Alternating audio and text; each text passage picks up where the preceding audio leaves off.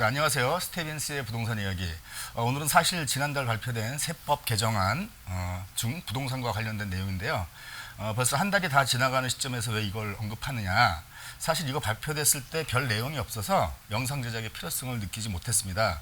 그런데 이 세법 개정안을 잘못 이해하셔서 올해 안에 오피스텔을 꼭 처분해야 한다며 헐값에 매물을 내놓는 경우가 생기고 상담 요청도 좀 많이 들어와서 그때그때마다 바뀐 게 없다고 설명드렸지만 얼마 전 유튜브를 보니까 그 세무사라는 분이 이것과 관련해서 잘못 해석하시는 영상을 보았는데 조회수도 꽤 되었고 해서 영상을 통해서 좀 더 많은 분들이 올바른 내용을 좀 알고 계시라 해서 제작하게 되었습니다. 네, 2023년 세법 개정안 지난 7월 27일 날에 발표됐었고요. 여러 내용이 있었지만 부동산과 관련해서는 세법상 주택 개념을 정비하겠다는 내용이 있습니다. 여기서 말하는 이 세법상은 소득세법 시행령에서 결국은 양도세와 관련된 내용입니다. 부동산은 취득과 보유 그리고 처분 단계에서 세금이 발생하는데 이번 발표안은 처분 단계에서 적용하겠다는 얘기입니다. 부동산을 팔 때 출입문, 취사시설, 욕실이 각 세대별로 별도 설치되는 등 세대원이 독립된 주거생활을 할 수 있는 구조로 된 건물, 이런 건물을 팔 때는 주택을 판 것으로 보겠다 이 얘기입니다. 자, 그런데 이 내용을 보자마자 떠오르는 게 이거 오피스텔이네 이런 생각이 들 수 있다는 거죠. 근데 제가 왜 변한 게 없다고 했는지 뒤에서 설명드리겠습니다. 자, 같은 날 질의응답도 같이 배포가 되었는데요. 여기 보시면 주택 개념 구체화로 세부담의 변화가 없는지 이렇게 물어봤고 밑에는 뭐 양도소득세 등 세부담에는 변화가 없음 이렇게 했는데 변화가 없는데 이런 걸 만들 리가 없겠죠. 그 부분 나중에 한번 또 나올 겁니다. 그리고 적용 시기를 24년 1월 1일 이후 양도부터 적용한다 그래서 이것 때문에 이제 올해 안에 꼭 팔아달라고 했는데 그 밑에 보면 1년 유예한다는 게 25년 1월 1일 이후 양도부터 적용한다는 특례가 들어가 있습니다. 그리고 발표와 동시에 입법 예고에 들어갔습니다. 이거는 기획재정부 그 사이트 가시면 입법 예고된 걸 볼 수가 있는데요. 여기 보면 소득세법, 요 제88조가 소득세법이에요. 소득세법 제88조 7호 전단 중 여러 법률 문구가 쭉 있는데 거기에 사실상이라는 문구를 세대의 구성원이 독립된 주거생활을 할 수 있는 등 대통령령으로 정하는 구조를 갖추어 사실상으로 한다 이렇게 돼 있어요. 헷갈리시죠? 내용 보시겠습니다. 자, 이게 원래 기존의 법 문구예요. 소득세법 88조 7에 보면 주택이란 허가 여부나 공부상의 용도 구분과 관계없이 사실상 주거용으로 사용하는 건물을 말한다.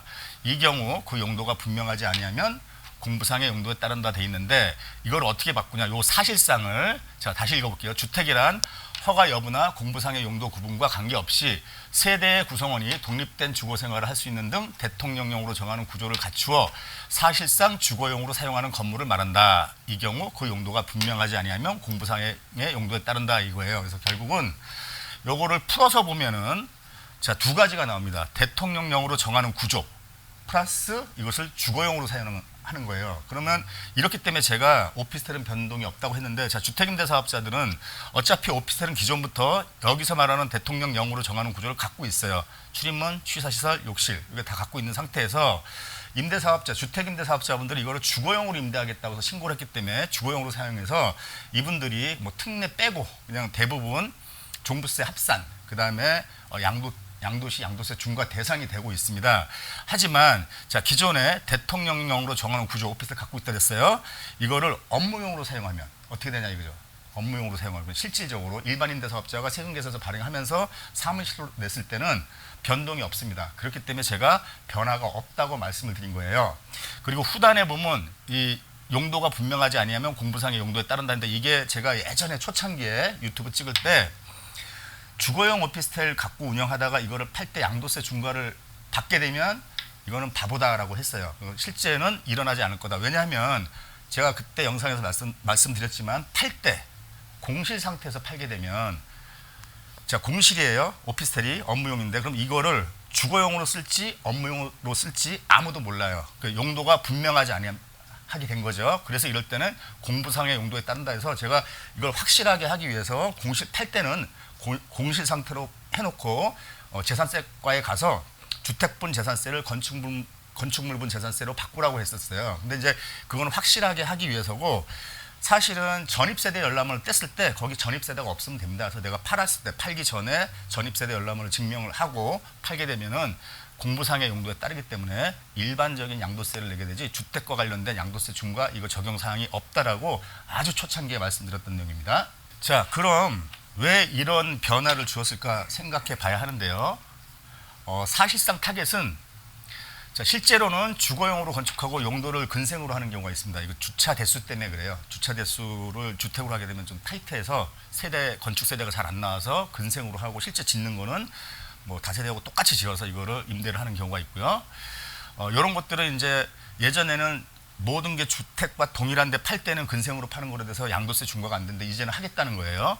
자, 생활형 숙박시설. 이분들 참 고생 많으십니다. 올해 10월 달부터 뭐 지금 데모하고 있는데 어떻게 되는지 모르겠지만 10월 달부터는 주거용을 숙박시설로 바꾸지 않으면 이행강제금을 10%씩 때리겠다 하는 게 지금 뭐 시행하겠다 그러고 있는데 덮친격으로 이분들이 이걸 팔게 되면 이제 주택 파는 게 됩니다. 예. 아까 얘기한 대통령령으로 정하는 그 구조가 실제로 주거로 사용했기 때문에 이분들은 이중고를 겪게 되고요.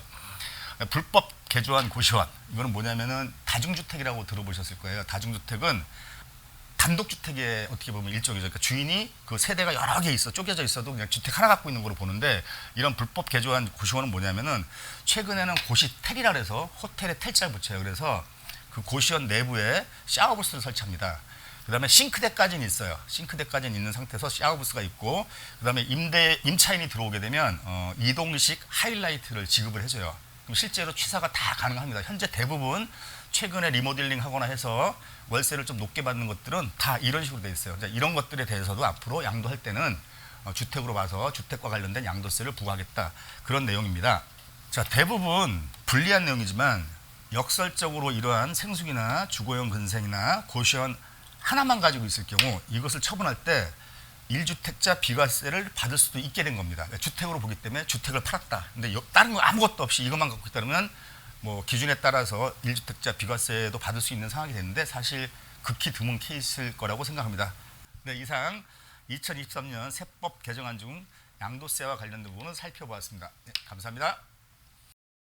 컷. 네, 이상 간단하게 세법 다시 이상 다시